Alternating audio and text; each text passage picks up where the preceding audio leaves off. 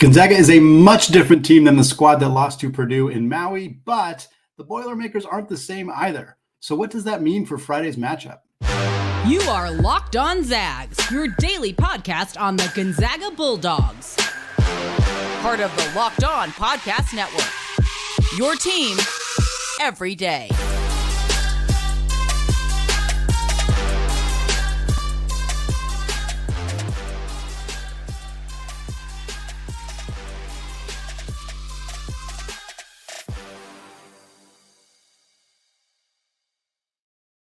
What is going on, y'all? Welcome into the Locked On Zags podcast, part of the Locked On Podcast Network, your team every day. I am your host and longtime Gonzaga podcaster, Andy Patton, here to bring you news and updates on all things Zag athletics.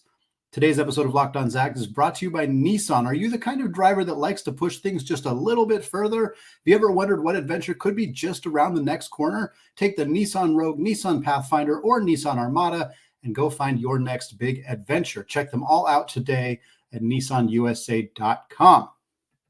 Well, folks, we're going to take a look at the Creighton versus Tennessee matchup, the other game in the Midwest region, and what we might be looking for in that contest. We're also going to take a look at Gonzaga's potential rotation next year now that they have added Michael Ajayi. We're going to talk about his fit again, what it might mean for Steele Venters and Dusty Stromer, who probably are going to see a little less playing time now that Ajayi's in the mix. We're going to break all of that down. But first, we are leading off today's show talking about the Boilermakers of Purdue. We're just going to meet this team, talk about what they've done this year, how they got to the spot that they're in, a little bit about the matchup between Gonzaga and Purdue from back in November. And then on Friday's show is when we're going to really get into it. These are the keys for a Gonzaga victory. This is what they need to do to advance past Purdue, to get back into the Elite Eight, to potentially face one of those Creighton or Tennessee teams. So we'll get to that mostly on Friday's show. But for now, let's just meet this Boilermakers team. This game, again, 4:40 p.m. Pacific time on TBS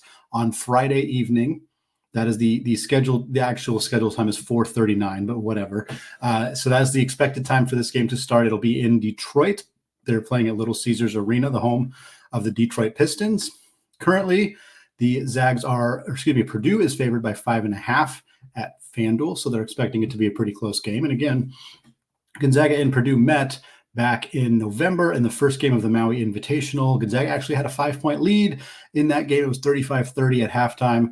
Purdue ended up outscoring Gonzaga 43-28 in the second half of that game and secured the victory. Zach Edey was overwhelmingly good. And while we're going to talk about ways that Purdue is different from last year's team that lost to a 16 seed and how they're different from even the team that Gonzaga played in Maui, there is one pretty big constant, and that is Zach Edey. He's not much different. He is pretty much the same player. His stats from last year to this year have not changed much.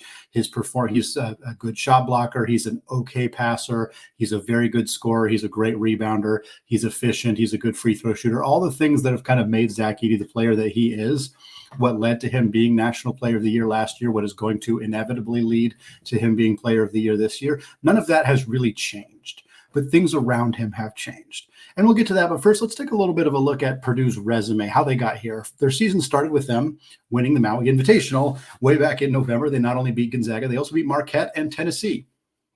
Marquette and Tennessee are both 2 seeds.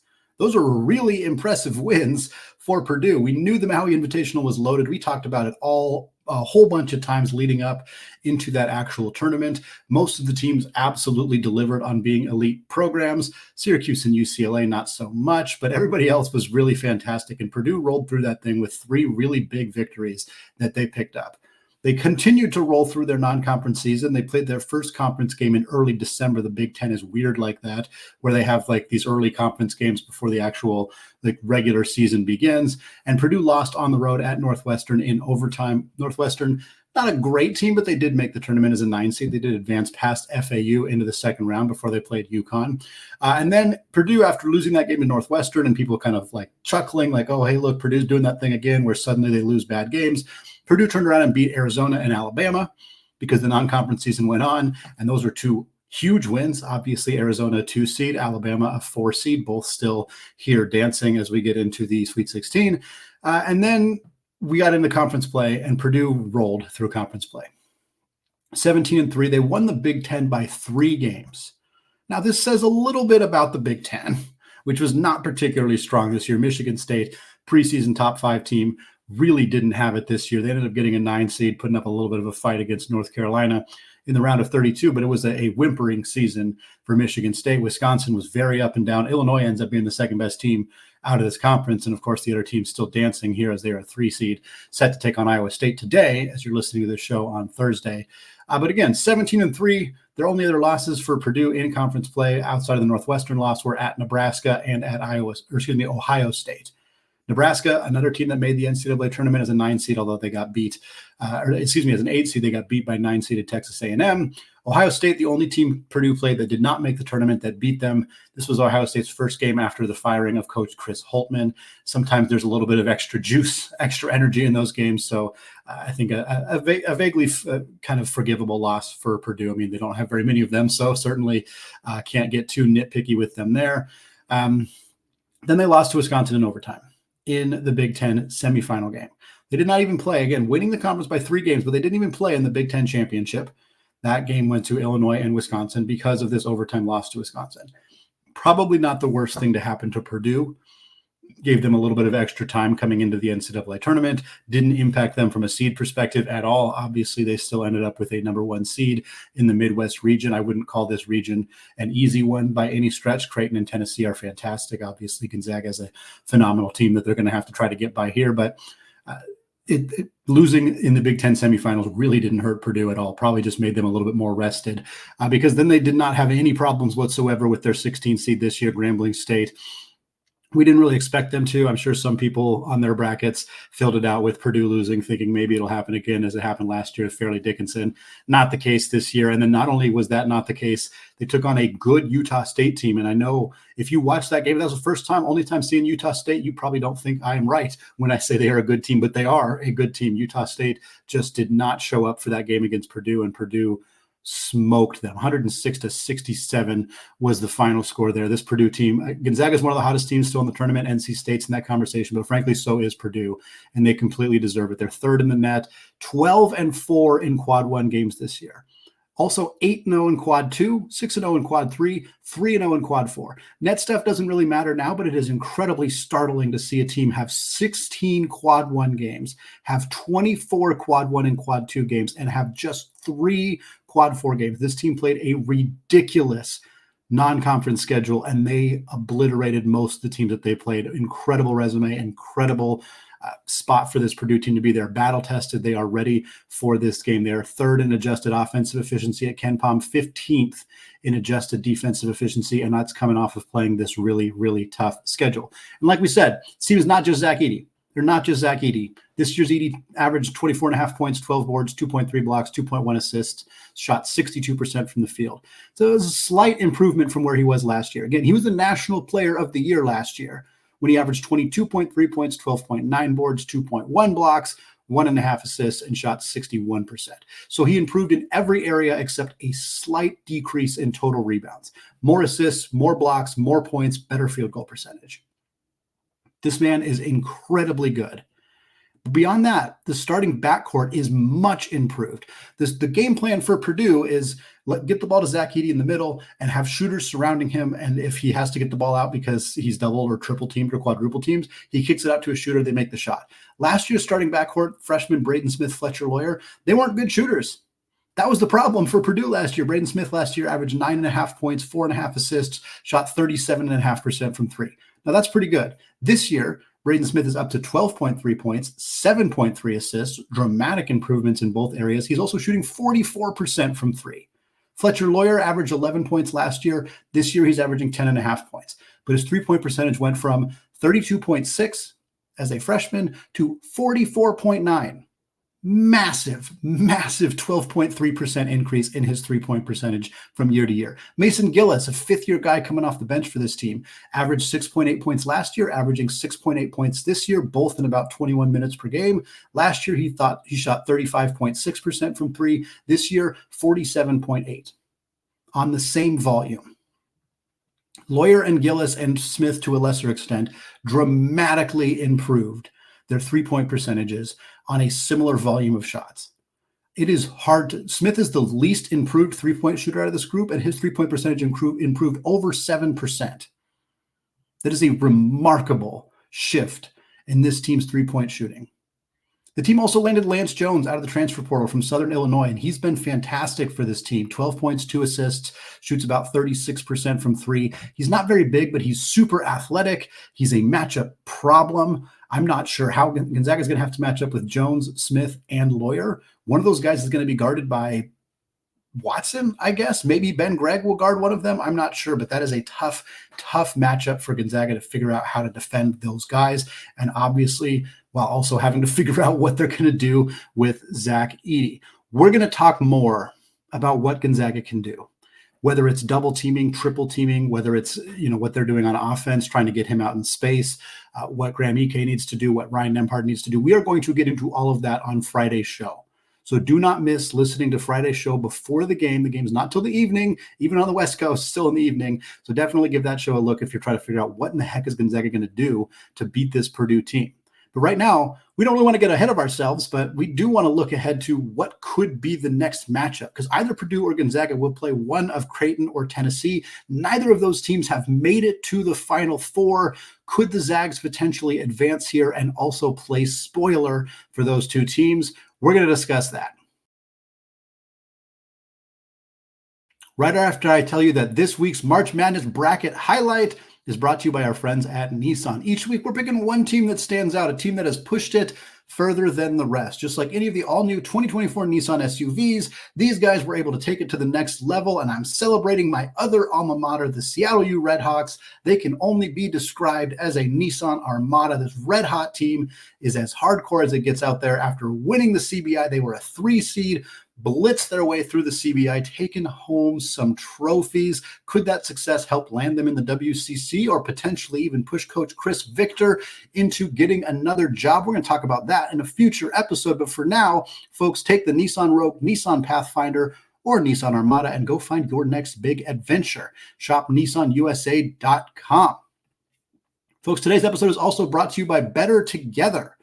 Are you tired of the same old daily fantasy grind, where you make a roster, cross your fingers, and hope for the best, or losing on the last leg of your pick'em entry? Introducing Better Together, the first cooperative daily fantasy platform where teamwork triumphs talent, and you can play with your friends, not against them.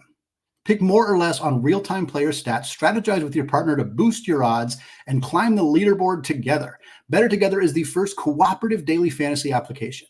It makes you realize that DFS is fun alone, but like a lot of other things, it's better when doing it together with friends. Better Together also gives inexperienced players an immersive way to learn about DFS. You can team up with and follow the lead of experienced friends and teammates in a team contest, which can take away the fear of diving in for the first time.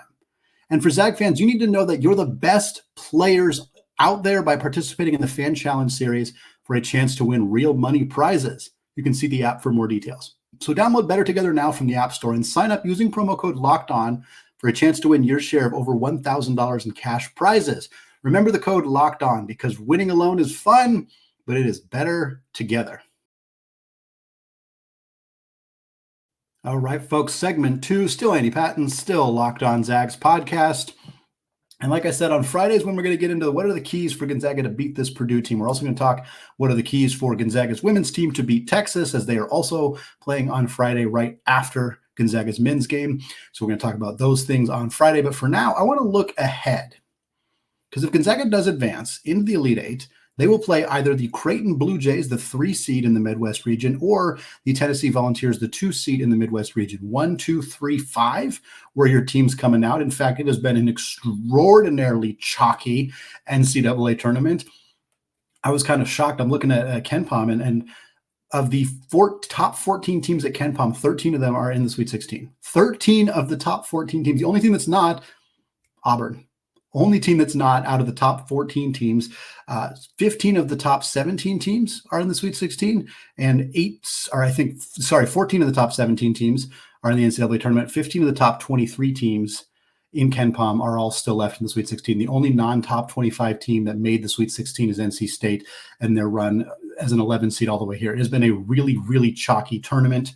It has led us to a position where we have some really, really great basketball games to watch on Thursday and Friday. And among them is going to be this game between Tennessee and Creighton. Two very, very elite teams in both offensive and defensive efficiency. The key difference, Tennessee is the third-ranked team in adjusted defensive efficiency at KenPom. They are 29th offensively. Meanwhile, for Creighton, pretty similar. They're 11th offensively, 23rd defensively. So Tennessee's a little less balanced. They're a little higher defensively, a little lower offensively, where Creighton's a little bit more balanced. But these are two very, very good teams. Now, Tennessee, they kind of struggled to get here. Both teams, frankly, struggled to get here. Creighton needed double overtime to get past the Oregon Ducks. Shout out Oregon for being in a position to potentially make the Sweet 16. They shouldn't have even made the NCAA tournament. They just happened to win the Pac-12 tournament, had a really great game against South Carolina.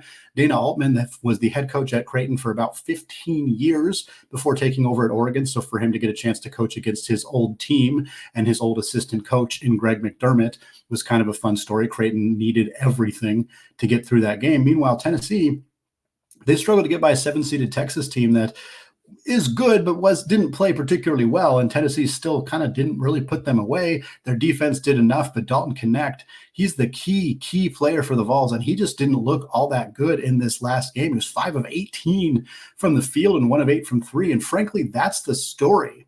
If you're looking to this game and you're trying to figure out what am I going to be watching for, what are the things that I want to see or need to see in order to kind of know, potentially who Gonzaga's future opponent's going to be, Dalton Knecht is one of the best players in the entire country. He's a first-team All-American, transfer from Northern Colorado. He incidentally, where he was not the Big Sky Player of the Year, that actually went to Steele Venters. Shout out Steele Venters. But Knecht has averaged 20 points per game for Tennessee. He's exactly what Rick Barnes' team needed. A very good defensive team that didn't really have a go get a bucket type of scorer. Knecht is that guy, but they're really reliant on him offensively. When Tennessee has a bad offensive game, they are susceptible to losing, even to not very good opponents. And when we say when Tennessee has a bad offensive game, we kind of just mean Dalton Knecht, because that is their offense in a huge way. And I'm very interested to see if Creighton can find a way to slow him down. My suspicion is they're going to put Trey Alexander, who's a phenomenal defensive player. He gives up a couple inches to Knecht, about 6'4", Knecht's about 6'6", but Baylor Shireman, who's more like the small forward for Creighton. Alexander's more of the shooting guard, and Shireman's about 6'7", so I think he's a better physical matchup for Dalton Knecht, but Trey Alexander's a better defender, and I think they're going to lock him up. I was saying this on Locked On College Basketball. If Trey Alexander can neutralize Dalton Knecht, by which I mean he takes him out of the game offensively, even if it removes himself offensively from the game. If Trey Alexander's working so hard on defense that he's not making an impact offensively, and those two guys are both effectively not their normal selves offensively, that's a win for Creighton, because that's how important Dalton Knecht is to Tennessee. And look, Creighton's not a very deep team. They need Trey Alexander too. They have 4 very good players. Ryan Kalkbrenner, 2-time Defensive Player of the Year in the Big East, a phenomenal shot blocker, good low post scorer. You have Baylor Shireman, who's absolutely incredible, transfer from South Dakota State, really good three-point shooter, great rebounder, great distributor, does a little bit of everything, veteran guy. Trey Alexander, who we mentioned already, and then Stephen Ashworth, their starting point guard out of Utah State. He has been inconsistent three-point shooting-wise this year, but when he is on, he is excellent. Outside of that, the bench contributes very little for Creighton. Starting power forward Mason Miller, my co-host, somewhat affectionately has nicknamed him Goose, because many of the times when Creighton has lost, it is because Mason Miller, or it also is a result of Mason Miller having 0 points. He does that frequently as their starting power forward. So a team that doesn't have a lot of depth, whereas Tennessee has more depth.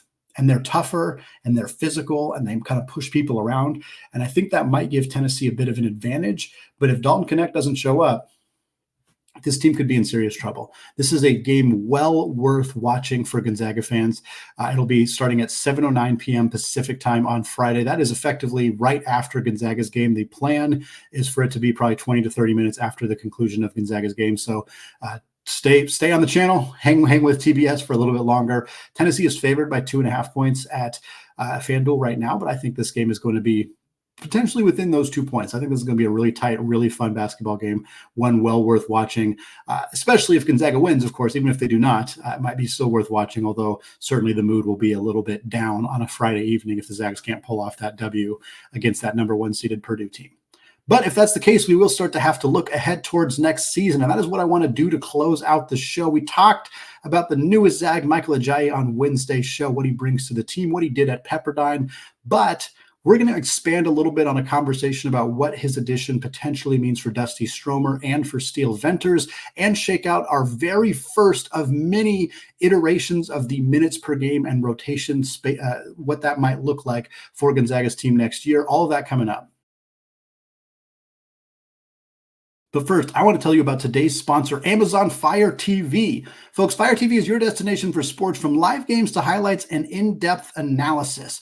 Fire TV offers amazing viewing experiences with smart TVs, as well as the Fire TV stick that you can plug into your existing TV that provides access to millions of movies and TV episodes, as well as free and live TV. Whether it's March Madness or the opening weekend of the MLB season, which is here, folks, if you have missed it, you're going to want to have a Fire TV. I have Amazon Fire Sticks on literally every TV in my house because I love the layout and user experience. The remote is handy and even has little buttons which take you directly to Prime Video, Netflix, Disney Plus, or Hulu. Fire TV also recently created Fire TV channels to deliver a constant supply of the latest videos from your favorite sports brands, all for free. And that includes all of us at Locked On. So go check it out and go see our pretty smiling faces on your screen. Fire TV channels let you dive into all of the game analysis, highlights, and more to keep you up to date on the worldwide world of sports. Check out Fire TV channels on Fire TV and Alexa devices. To learn more, visit amazon.com/lockedonfiretv.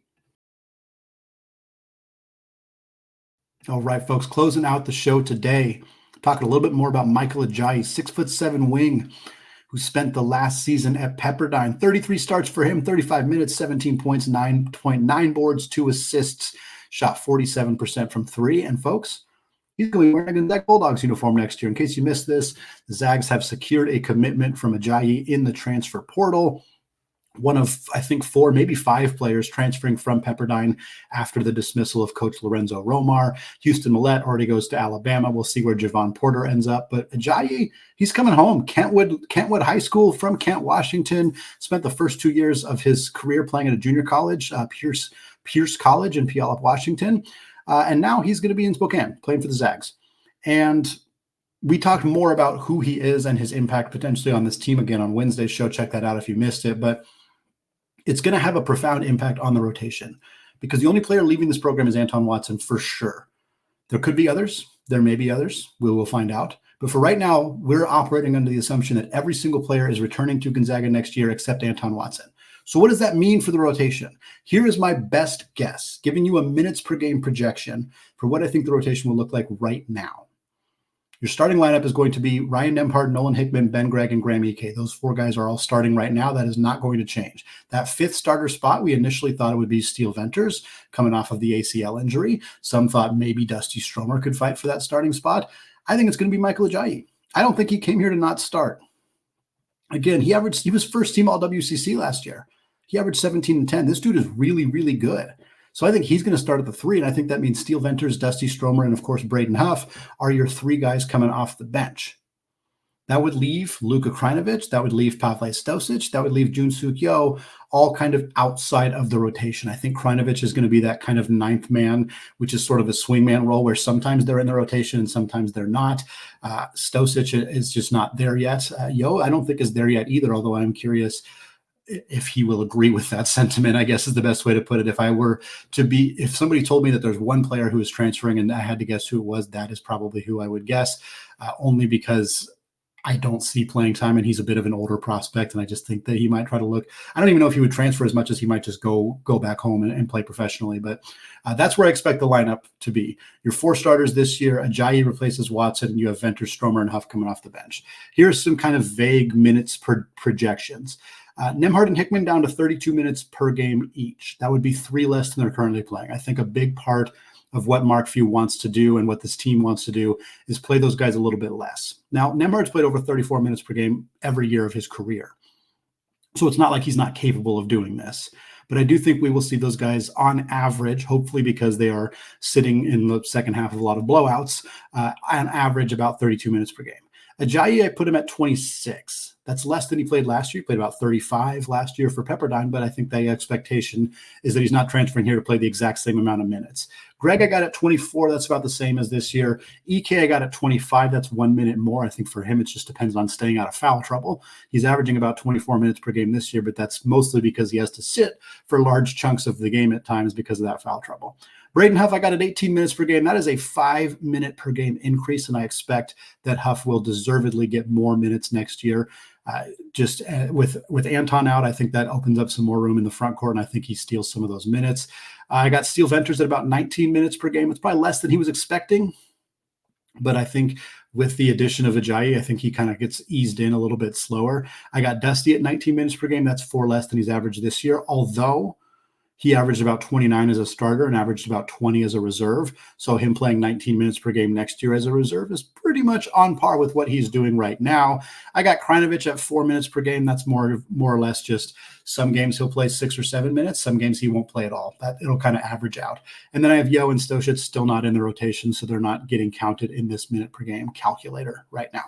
So I think the big questions are, will Dusty and will Steele be okay with that? We'll start with Dusty. I think so. Because I don't think the plan was ever for him to start as a sophomore. And the plan wasn't for him to start as a freshman either. And I think when you see people saying, is this going to be a problem? It's like, you have to remind yourself that him starting at the beginning of the year was not part of the plan. And he performed better off the bench. I mean, unquestionably better off the bench. His stats as a starter, 6 points, 3 boards, 1.5 assists. That was about 29 minutes per game. Off the bench, it's about 4 points, 2.5 boards, and 1 assist per game in 20 minutes. So the numbers are down a bit in 9 less minutes per game. But as a starter, he shot 34% from the field, 32% from 3. As a reserve, he's shooting 41% from the field and 42% from 3.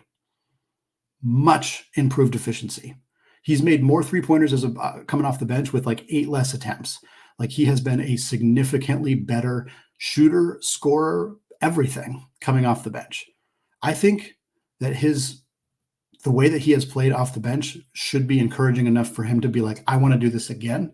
I want to fill that role. Of course he wants to start. I'm not saying he's like asking to come off the bench, but my impression is that he will be understanding of that being his role next year. It's not as ideal because Steele is also going to steal some of those minutes from him. But I do think that if he gets 20-ish minutes per game next year, if that's the expectation, I think that that's going to be totally fine with him. And I think he's always been kind of a 3-year guy. Because again, pretty much everybody's gone after this upcoming season. Greg's out of eligibility after this upcoming season. Nembhard and Hickman are out of eligibility after this upcoming season. Ajayi, this is his only year of eligibility. He can be effectively thought of as a grad. He's not a grad transfer, but he can be thought of in that way. So everybody's gone after this year. Steele can come back. EK can come back. Huff obviously can come back. Krajinovic, Stosic, those guys. But the path is cleared for Dusty to take on a huge role in year 3. So I think he's more willing to be patient here in year 2. And for Steele, I think a lot of it is just easing him in. I mean, he tore his ACL 2 days before the season started. ACLs don't recover fully in a year very often. I know he's been trending towards being ready to go at the start of the year, but is he going to be ready to like go 100% and play 30 minutes a night? Probably not. And so I think having him be somebody you don't need him to fill a huge role right away. My guess is that in the first 5 games of the season compared to the last 5 games of the season, Steele Venters is going to be playing a lot more towards the end of the year, because I think they're going to gradually ease him in, make sure he's comfortable, give him longer breaks, and having Ajayi and Dusty really helps do that. Steele Venters has always wanted to play at Gonzaga. This has been his life goal, is to play at Gonzaga. He's made that very clear. People who think he's going to transfer, I don't see it at all, because this is where he wants to be. It sucks that he missed last year. And yeah, he's probably not incredibly thrilled that they added a player at his position who's clearly going to play a lot of minutes. But this is the place that Steele wants to be.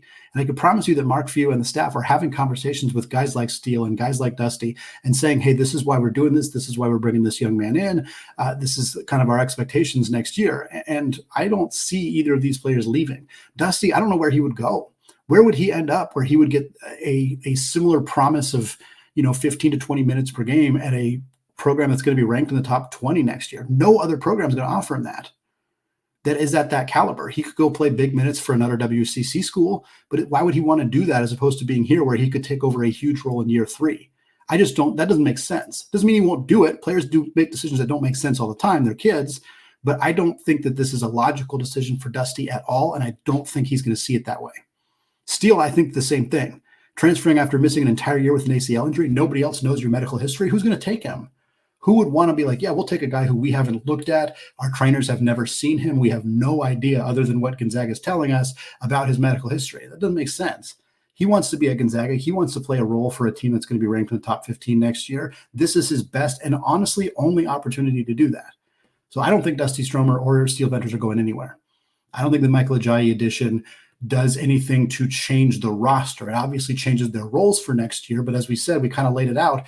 If they're both playing 20 minutes per game next year, if they both can carve out a role that big, I don't see why they would be upset about that at all. So that's my guess right now is where we're at with Gonzaga. We'll obviously have tons more conversations about what Ajayi's role might look like. Could he play some more small ball 4? What does that mean for this team? How does that open them up a little bit? We'll have tons of conversations about that for months and months as we get into the offseason here. But for right now, we're going to focus on Purdue for next episode. Check it out on Friday, as we get ready for that game. We'll also go live after the game as well, so be ready for that. Thanks again to those of you who have made this show your first listen or your first watch of the day. And until next time, as always, go Zags.